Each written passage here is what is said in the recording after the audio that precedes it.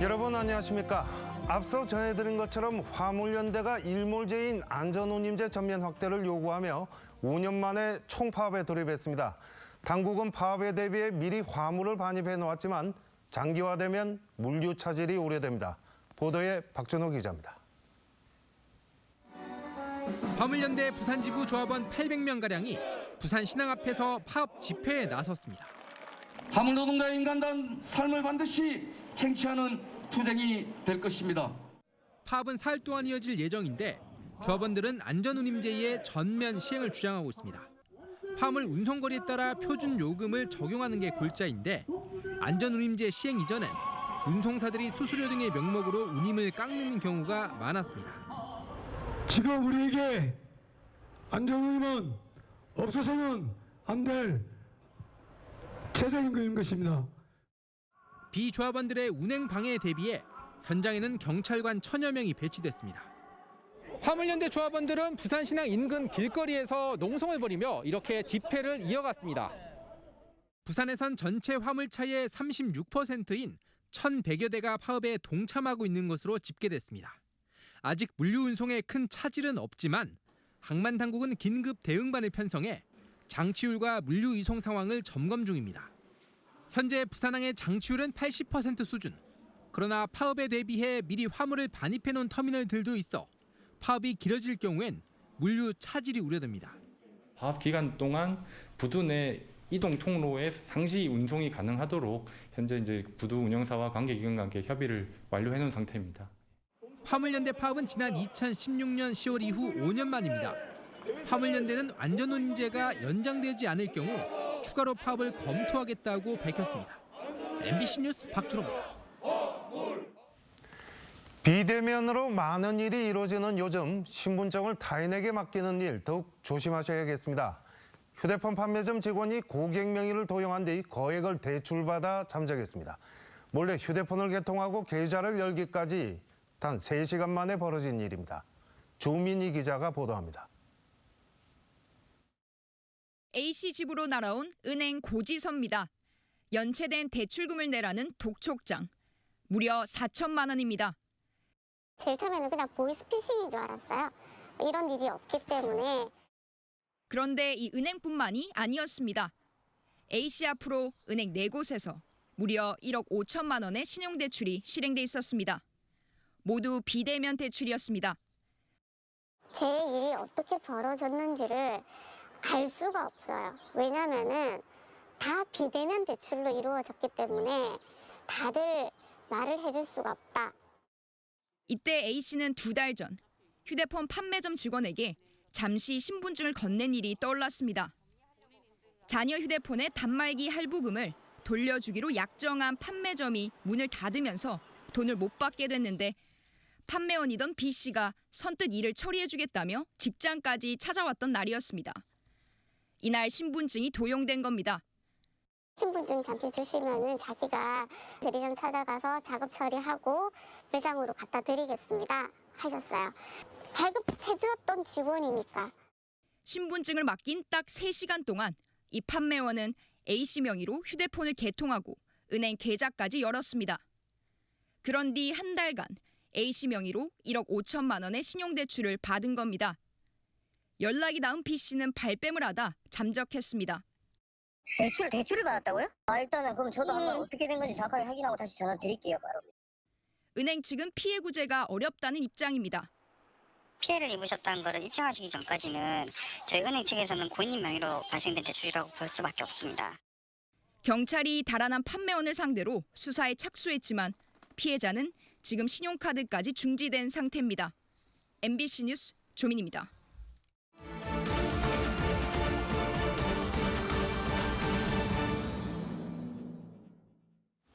인적이 드문 전원주택에서 몰래 대마를 재배해온 일당이 검거됐습니다. 범행을 감추기 위해 산소까지 들어간 건데요. 해외 직구 물품의 목록을 살피던 세관 직원의 예리함에 덜미를 잡혔습니다. 김유나 기자가 보도합니다. 방 안 전체가 은색 단열재로 도배돼 있습니다. 화분 수십 개가 놓여 있고 가습기와 온도기, 조명 시설이 설치돼 있습니다. 한쪽에선 수경 재배기 안에서 식물이 인공 발화되고 있습니다. 불법 대마 재배 현장. 사람들 눈을 피해 산속 전원주택에 숨어들었습니다. 그런데 뜻하지 않은 곳에서 꼬리가 잡혔습니다. 실내와 수경 재배에 필요한 각종 물품들을 해외 직구로 들여왔는데 이게 세관 직원 눈에 포착된 겁니다. A씨의 과거 통관 목록을 분석했더니 30개 물품이 대마와 관련성이 있는 것으로 판단됐습니다. 습도계, 온도계, 아니면 이제 조명 장치, 마약을 또 테스트할 수 있는 그런 관련 용품들 반입돼서 종합적으로 봤을 때 조금 의심스러웠습니다. 부산 세관으로부터 정보를 넘겨받은 경찰이 잠복 끝에 현장을 적발했습니다. 대마 300주, 3,300명이 동시 투약 가능한 분량입니다. 물품에 대한 반입에 대한 정보가 세관에 의해서 포착되었고 그에 대한 정보를 세관을 통해 전달받아 정밀 분석을 통해 피해자들을 검거할 수 있었습니다. 경찰은 마약류 관리에 관한 법률 위반 혐의로 A씨를 구속하고 B씨를 불구속 입건하는 한편 유통 경로 등을 추적하고 있습니다. MBC 뉴스 김민아입니다. 20대 대선을 앞두고 부산 지역의 대선 이슈를 분석하는 기획보도 오늘 그 마지막 순서입니다. 이번 대선 최대 격전지이자 승부처로 꼽히는 부산 민심의 향배를 짚어봅니다. 민성빈 기자입니다.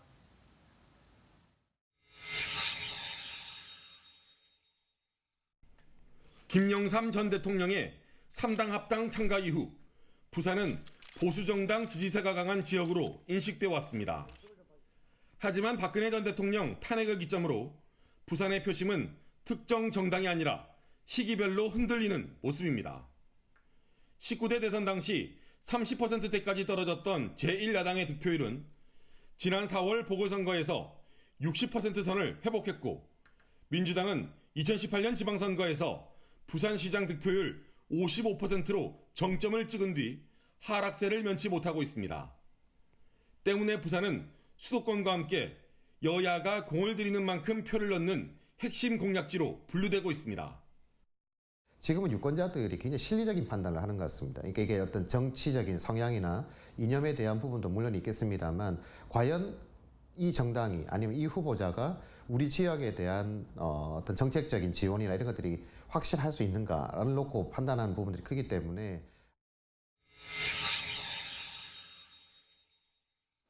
현재 시점에서 부산 지역의 여론은 여당보다는 야당이 유리하다는 게 중론입니다.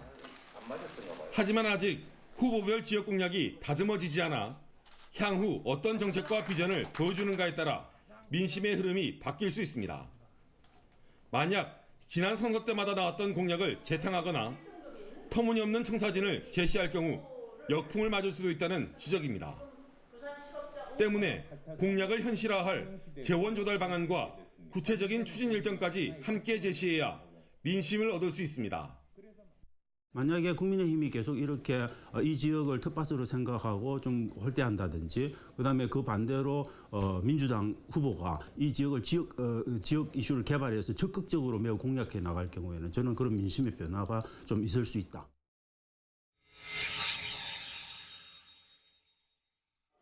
이번 대선은 3개월 뒤 지방선거로 곧바로 이어지는 만큼 지역 정치권도 총력전 양상입니다.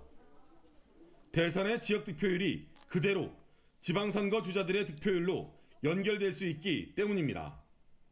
앞선 선거 결과들에서 민주당과 국민의힘 모두 30%씩의 콘크리트 지지층을 확인한 만큼 누가 더 설득력 있는 지역 발전 방안을 제시해 중도층의 지지를 더 얻어내는가가 관건입니다. 대선 결과뿐만 아니라 지방선거에도 큰 영향을 준다라고 생각을 하니까 지금 나온 대선 후보와 정당들이 부산의 발전에 구체적인 방안들을 실질적으로 제시하는 게 필요하다고 봅니다. 이제 100여일 앞으로 다가온 20대 대선. 과속화되는 지역 소멸 위기에 고리를 끊기 위해서라도 유권자들이 무엇보다 후보들의 부산 발전 정책과 비전을 꼼꼼히 따져봐야 한다는 지적입니다. MBC 뉴스 민성빈입니다. 해운대구 장산 공군기지에 설치 예정인 방어용 미사일 레이더를 두고 주민 설명회가 열렸는데 파행으로 끝났습니다. 고도화된 적의 미사일에 대응하기 위해서 군은 레이더 설치가 필요하다는 입장이지만 주민들은 설명회 시작 1시간 만에 대부분 퇴장했습니다. 송광모 기자의 보도입니다. 군이 추진 중인 장산 미사일 탐지 레이더 설치를 두고 열린 두 번째 주민 설명회. 시작부터 주민들의 고성이 이어집니다. 이 설치를 이동할 수 있다는 거 우리는 그런 걸 제안했다는 걸 답변할 시간을 좀 주셔야 1시간여 만에 대부분이 자리를 떠났지만 군은 남은 주민들을 대상으로 설명을 이어갔습니다. 갈등의 시작은 지난 8월 군이 레이더를 들여오기 위해 장산마을 입구를 넓히는 과정에서 시작됐습니다. 주민들은 이때 레이더 설치 사실을 알게 됐다며 사전에 어떤 설명도 없었다고 반발했습니다. 레이더가 설치되는 공군 부대로부터 1.8km 밖에 20여 가구가 생활하고 있고 전자파 등 피해가 우려된다는 이유입니다. 사람들이 이렇게 많이 거주하고 있는 부산 한가운데 이런 레이더를 설치하는 거는 말이 안 된다고 생각을 하거든요. 군은 북한의 잠수함 탄도미사일 개발 등으로 남부 지역에 고성능 방어 레이더가 필요하다는 입장입니다. 현재 장산기지에 설치된 레이더는 1960년대 미군으로부터 받은 것으로 고도화되는 공격을 막기엔 역부족이라는 설명입니다. 중부 지방을 지나가는 거는 이제 볼 수가 없는 거죠. 지리적으로 가장 남단 쪽에 있어야 된다는 제 미사일을 탐지하기 가장 용이한 것은 기존 공군부대가 있는 곳이 있습니다. 레이더의 반경은 800에서 1000km이지만 산 정상에서 하늘을 향해 있고 충청권에 설치된 비슷한 기종의 전자파 공개 검증에서 인체 무해 수준의 결과가 나왔다고 강조했습니다. 만약에 인체 보호 기준보다 큰 값이 나오거나 근접한 값이 나온다면 절대 설치하면 안 되죠. 거주 지역으로서의 영향은 상당히 적다고 생각하고. 관할 지자체는 군 당국의 주민 동의를 얻은 뒤 레이더를 설치해달라고 요청했습니다. 군도 주민과 소통하는 자리를 계속 만들겠다고 밝혔습니다. MBC 뉴스 송광모입니다.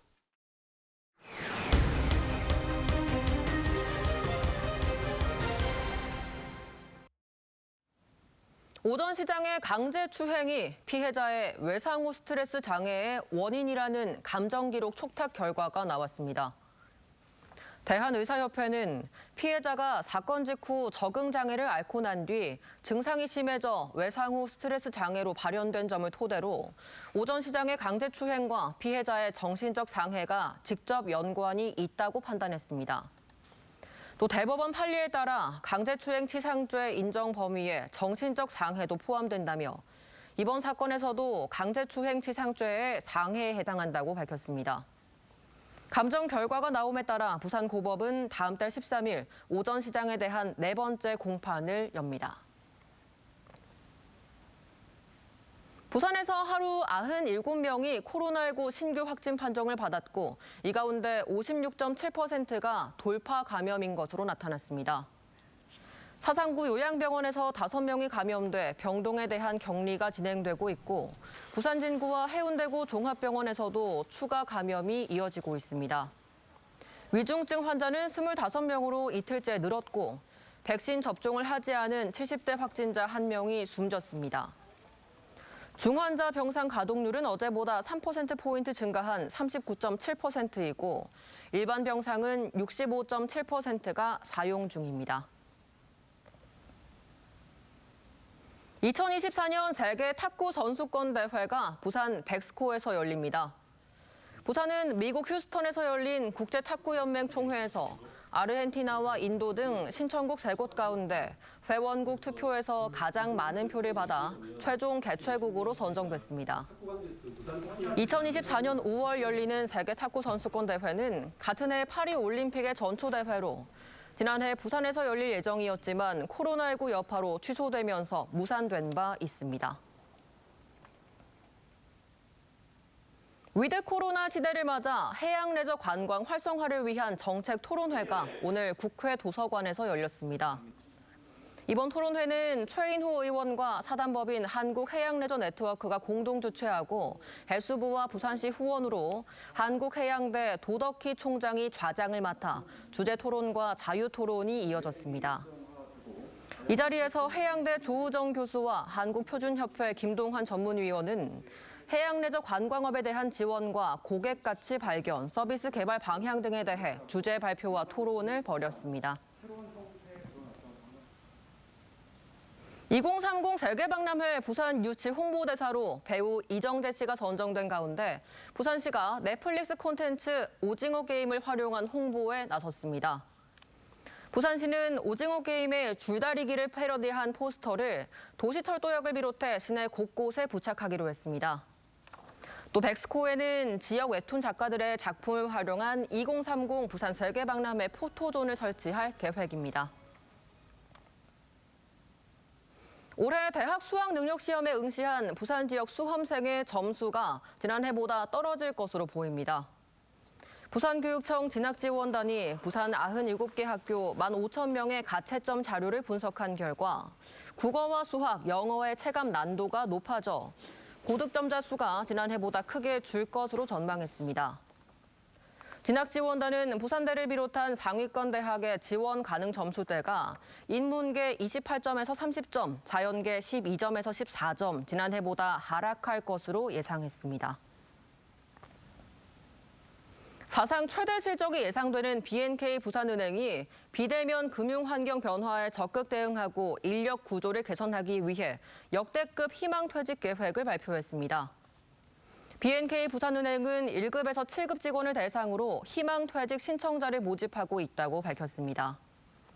희망퇴직 대상자는 내년 1월 1일 기준 10년 이상 근무한 직원이며 차장급과 대리급 이하 직원인 1982년생 이후 직원들까지 포함했습니다.